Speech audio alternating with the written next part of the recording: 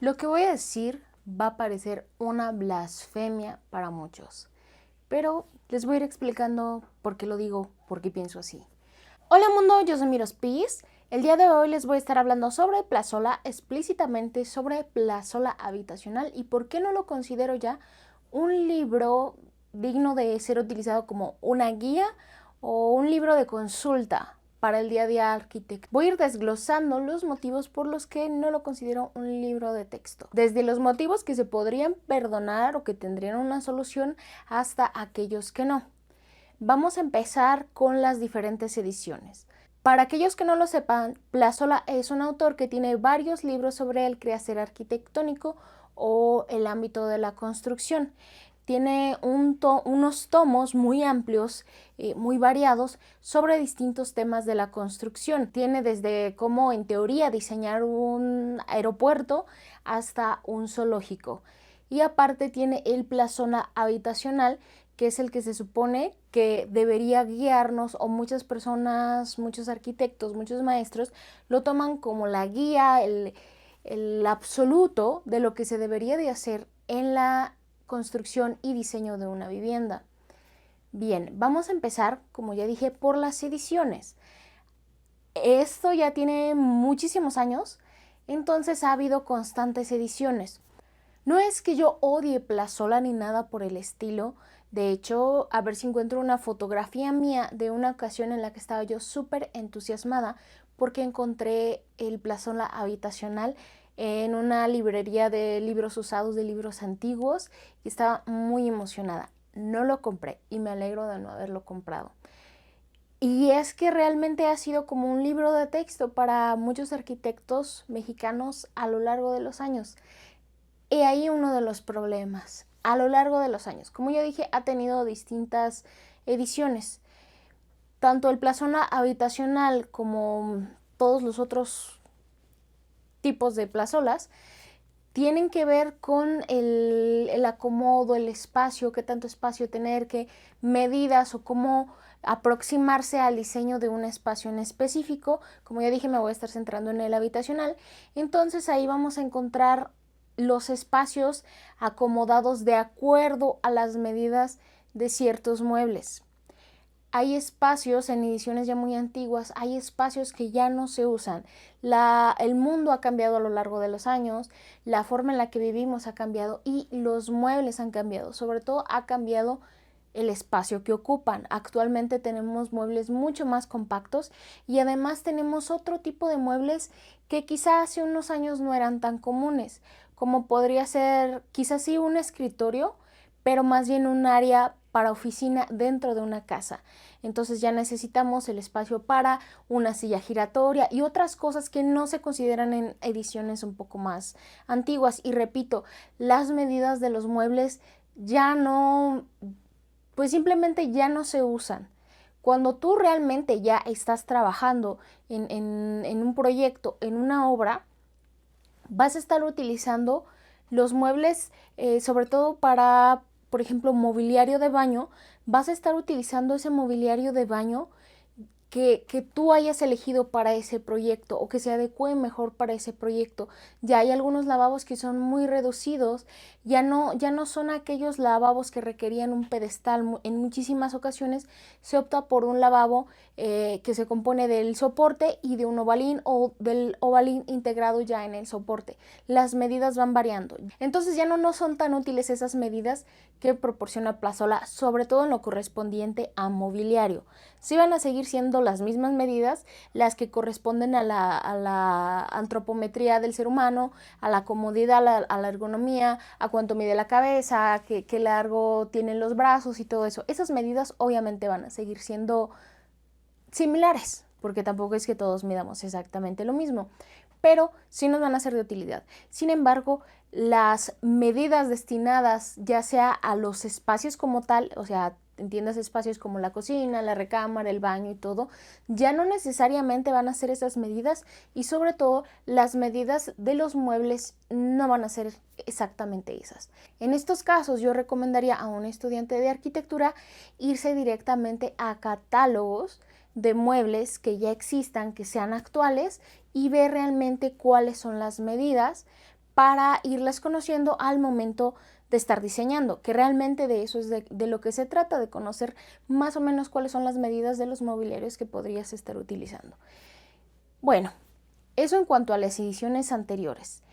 Y lo mismo tiene que ver con los plazolas que no son habitacionales, con los que son de aeropuertos, de hospitales y demás cosas.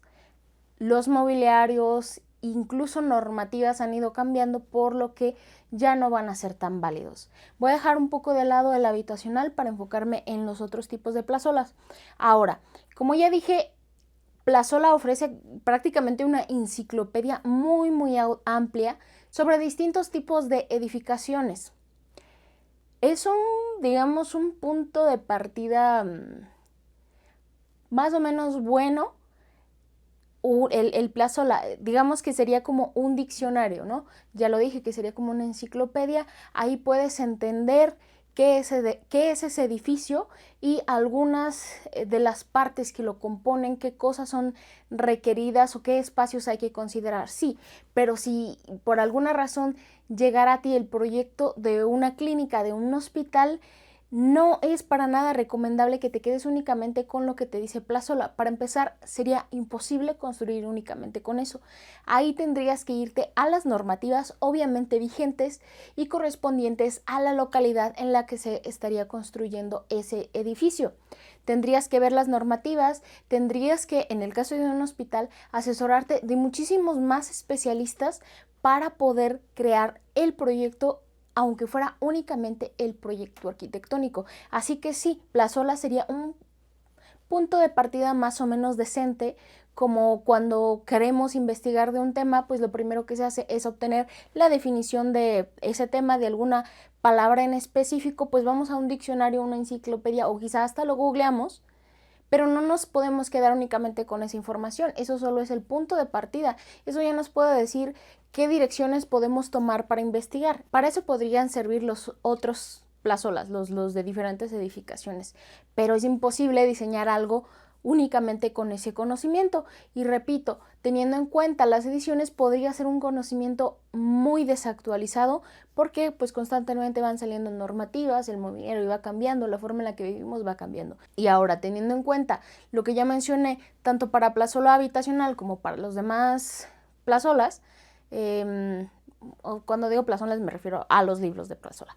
Entonces, ya teniendo en cuenta eso que dije, ok, puede que tengamos una edición antigua o que tengamos acceso a ediciones antiguas, por lo tanto la información no nos va a servir. Con esta única línea de pensamiento se podía creer entonces que con unas versiones más recientes de Plazola sería suficiente. Pero no. Para empezar, lo que ya les mencionaba en cuanto a las edificaciones, sería un punto de partida, pero no te puedes quedar únicamente con eso. Es imposible construir edificios de esa magnitud únicamente con esa información. Ahora, regresando al plazola habitacional, y de aquí en adelante va a ser únicamente plazola habitacional. El plazola habitacional nos dice qué espacios deberían, o sea, qué espacios son los que tiene una vivienda, un espacio habitacional. Nos da una definición de los espacios, nos dice qué mobiliarios tienen, nos propone ciertos acomodos y nos propone también orientaciones. Vamos a ir desglosando todo esto que nos ofrece Plazola. Las definiciones de los espacios, como ya mencioné, puede que esté muy desactualizado y puede que lo vayan actualizando con las versiones más recientes. Sin embargo, no, las actualizaciones que se le hacen a este tipo de libros no son suficientes. Aunque se actualice, no es suficiente. Habría que reestructurar enteramente un libro para que realmente refleje las necesidades actuales, porque el mundo ya no es como era hace 50 años, hace 70 años, ya no es así. Las familias ya no son así, ya no se vive de la misma forma. Se supone que partimos de un supuesto que siempre es un ejercicio que ponen en la universidad, que se va a diseñar una vivienda para una familia así, así, así, y ya no existen o son muy escasas ese tipo de familias. Las familias que tenemos actualmente son muy diversas. Por lo tanto, la forma en la que viven es muy distinta. Si hay más libros, hay más información sobre cómo la forma de vida que tenemos que se ha alterado va a influir en realmente las necesidades arquitectónicas que tenemos, pero todo eso ya no está en Plazola, es algo que excede lo que alguna vez fue Plazola. Ni siquiera estoy totalmente segura de si en algún momento realmente abarcó todo eso. Entonces, esto va a tener que ver, por ejemplo, en el acomodo del mobiliario, como ya les decía, en los espacios que se incluyen o no se incluyen en Plazola. Existen ya como esquemas muy arraigados en la mente, no nada más de arquitectos, diseñadores y demás, sino en general. Son esquemas ya muy arraigados de cómo deberían o cómo creemos que deberían de ser los espacios. Por ejemplo, el famoso triangulito funcional de la cocina, que es todo menos funcional. Y esto se ve ya cuando estás empezando a cocinar. No es funcional. No sé si tengan en su vida a alguien que se dedique de una forma un poco más profesional a la cocina, o que haya tenido, o que tenga más experiencia, digamos, en la cocina. No sé, pero realmente los invito a que le pregunten a alguien que, si ustedes cocinan, son la persona que principalmente cocina en su situación, en su casa, en lo que sea, o se pongan a analizarlo, o que le pregunten a alguien que lo sea. Yo tuve la oportunidad de analizar esta situación hace como 2 años, que estuve viviendo una temporada con uno de mis primos que era cocinero. Muchos años fue cocinero, y en algún momento en el que estábamos cocinando se estaba quejando del acomodo que tenía la cocina, y después hizo toda una diatriba de cómo cómo se acomodan generalmente las cocinas.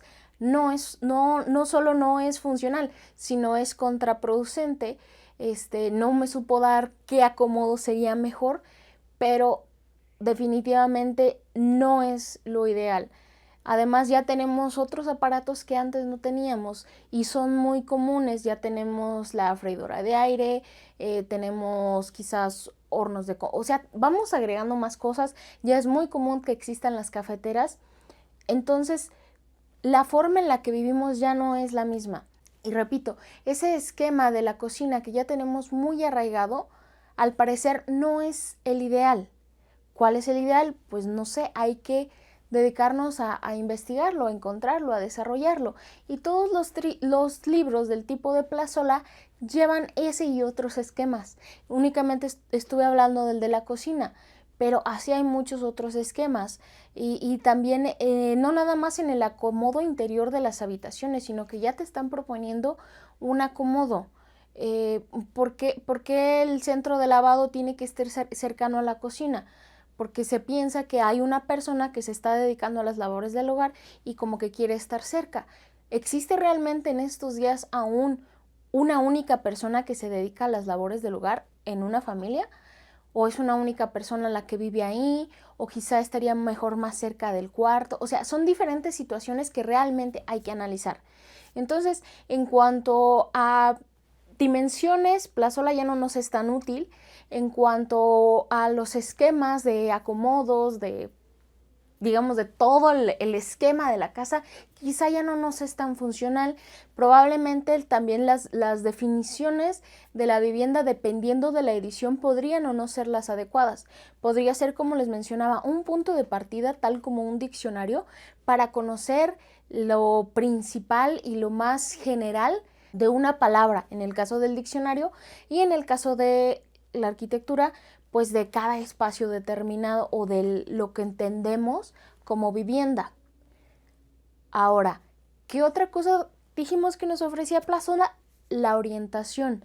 La orientación de una vivienda es muy, muy, muy importante.